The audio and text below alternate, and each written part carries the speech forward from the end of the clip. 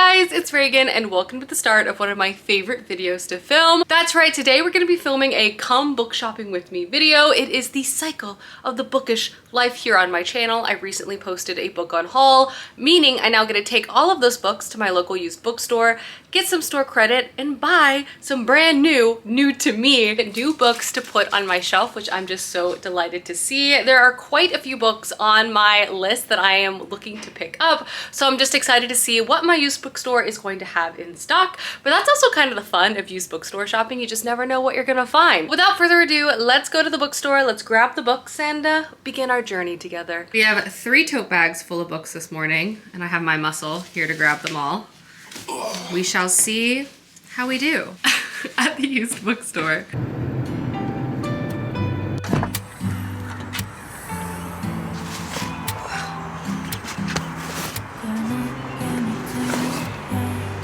My favorite fake shot.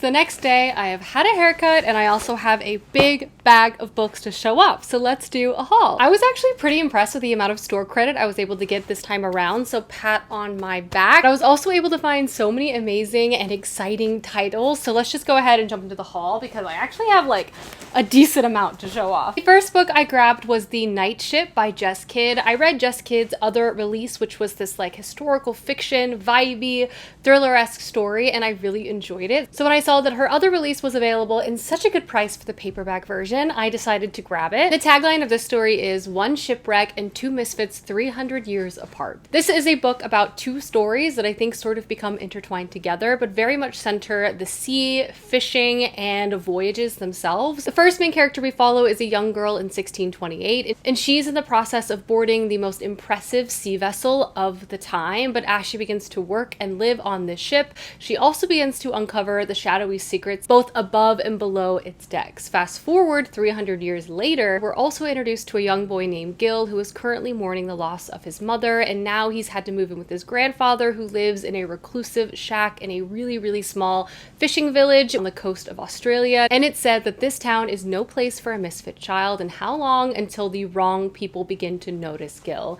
This just sounds really interesting. I always love stories that combine like present day or semi-present day with historical timelines and sort of weave together this larger story experience. Again, I already know I really enjoy Jess Kidd's writing, so for $7.99 I grabbed this book and I can't wait to pick it up. Another book I grabbed that was just too good of a deal to leave behind was Call of the Bone Ships by R.J. Barker. This of course is the sequel to The Bone Ship, which is a fantasy novel I have on my shelf. Unrelated completely, but I love the covers of this series so much. I love the spine, I love the map sort of cover. It just really calls out to me, and I do believe this has to do with like shipfaring and dragons. This is said to be a fantasy saga that centers honor, glory, and warfare. And essentially, for generations, the 100 Isles have been building ships out of the bones of ancient dragons. The dragons have long since all perished, but this war of supremacy continues to rage on. And until one day a dragon is spotted again for the first time. And now both sides of this endless war now see a chance to tip the scales in their favor to sort of upend the balance of this war. Sounds really interesting. I really love seafaring, I love dragons, and I feel like ever since I finished The Realm of the Elderlings, I'm craving something new, you know? Next book I grabbed is a book I've seen everywhere for so many years, and the hardcover version was actually a fantastic price for under $10. It's always been a book that's been on my radar, but I've never picked it up for one reason or another, but recently I saw it on that very notorious top 100 books list, which sort of reignited my interest in the story itself. And the book I'm talking about is Life After Life by Kate Atkinson. Again, a book I've seen in bookstores, used bookstores now for forever. It kind of in my mind was like The Girl with the Dragon Tattoo. It's just like one of those books you always see. Just for one reason or another, I've never read it. But honestly, reading the synopsis, it does sound like something I would be really intrigued by. And this follows our main character Ursula. And on a snowy night in 1910, Ursula is born and draws her first shaky breath, and then shortly after perishes. Then again, on that same snowy night, Ursula breathes again. And from there, we basically follow Ursula, who lives a very strange and peculiar life, and that is that she is able to live and die over and over again, but slowly continues to march through time. And as the world seems to be spinning out of control in very perilous directions, can Ursula and her strange ability to continue to live life after life be able to stop the direction that we're going in? Sounds interesting. I always really love books that play with time, especially in a suspenseful manner. I really loved the first 15 Lives of Harry August, which sort of plays with a similar concept. So I'm really excited to pick this book up. I also hear that the writing style is really, really beautiful and captivating. I feel like I'm trying to read some older fiction that I feel like calls out to me. Last year I read The 13th Tale, another book I always saw everywhere at used bookstores and just never picked up, and I loved it. Which really points to that probably these books exist in large numbers at these bookstores for a reason, because they're popular and lots of people have read and enjoyed them. So yeah, I grabbed this $8.99 for this like new hardcover. Can't wait. The next book I grabbed is a book that is incredibly lauded and I just feel like is one that I would really enjoy, and that is The Roundhouse by Louise Erdrich. This won the National Book Award, and it's also said to be a brilliant and entertaining novel, a masterpiece of literary fiction. Louise Erdrich embraces tragedy, the comic, a spirit world very much present in the lives of her all too human characters, a tale of injustice that is unfortunately an authentic reflection of what happens in our own world today. But this is a story that opens up on a Sunday in 1988, and a woman living on a reservation in North Dakota is attacked, and the details of this crime is murky and not a lot is coming out of the investigation itself. Obviously, this has left this one woman traumatized, and her husband and her son are also dealing with the aftermath of what occurred too. Her husband is a tribal judge, and he himself is kind of on a path to try to get justice and vengeance for what happened to his wife. Her son Joe, who is a 13-year-old boy, is kind of thrust into the adult world sort of unexpectedly after the events that occurred, and begins to feel frustrated with how the investigation is going. So he, alongside some of his friends, decide to try to figure out what happened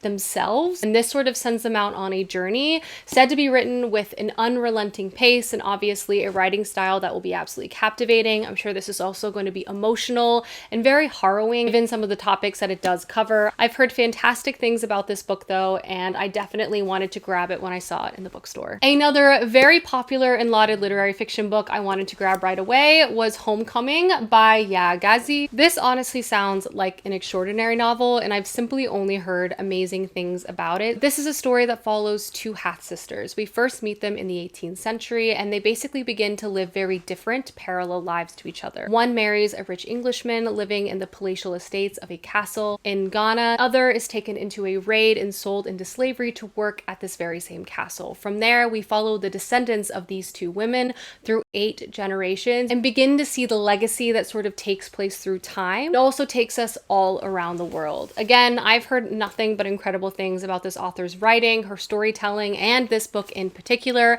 I also have another book by this author on my shelf, Transcendent Kingdom, and I just really want to get to both of them very soon. So I saw this at the used bookstore for, again, a really good price, and I thought, you know what? Let's get it. The next book I grabbed, I feel like is going to be perfect for the upcoming fall season, and that is Hester.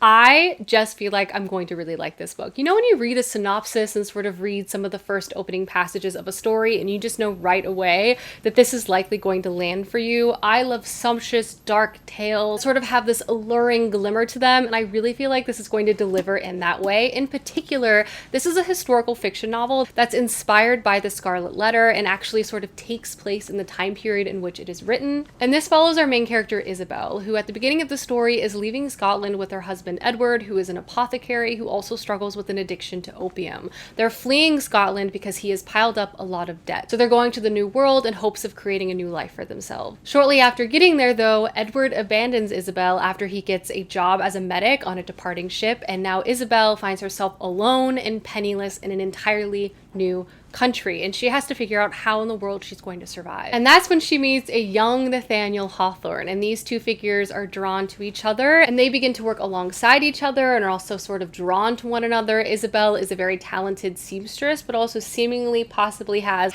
some other abilities. And it says together they are both muse and dark storyteller. I'm really curious about this. I love the Scarlet Letter. I love the time period of this. I feel like it's going to be very, very dark, and I've just heard amazing things. So I was super excited to see it, decided to grab it, and I feel like this will be a perfect addition to my fall TBR. And the last book I was able to grab at the used bookstore, I was surprised to see, because this is actually a new release, and I did buy it a little impulsively, but it was just so stunning, and I'm obsessed with the idea of reading this series that I decided to go for it, and that is Menwood by Nicola Griffith. This, of course, is the sequel to Hild, which, just like aesthetically speaking, this series is probably my favorite of all time. There's just something about the visuals of this I just am hypnotized by. I mean, like, even the spines, stunning. But in this series, we're introduced to our main character, Hild, and she lives in 7th century Great Britain. Hild is born in a world of transition. During this time period in Britain, small kingdoms sort of begin to merge together, and the power balance of things are very much shifting. New religion is coming to the shore, and the priests of the old gods are beginning to worry, and various figures around this area are plotting to become the most powerful of the land. Hild, our main character, is one of the kings in this land's youngest niece, and she's very bright, she's very curious, and she seemingly has an uncanny way of seeing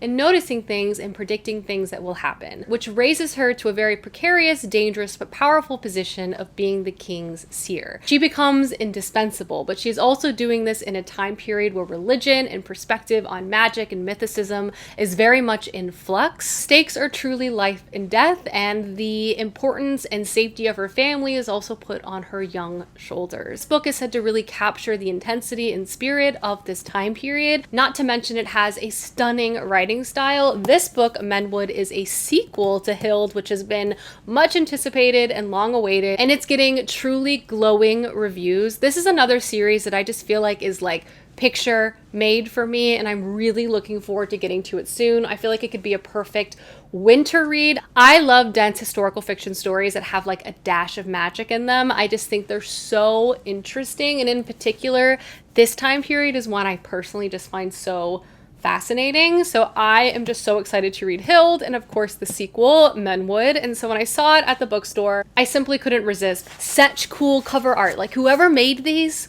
great job. Alrighty guys, that is my used bookstore book haul. I hope you guys enjoyed this book shopping video and haul, as they're always so much fun to put together. But I hope you guys enjoyed this video, and I will see you soon with another one soon. Goodbye!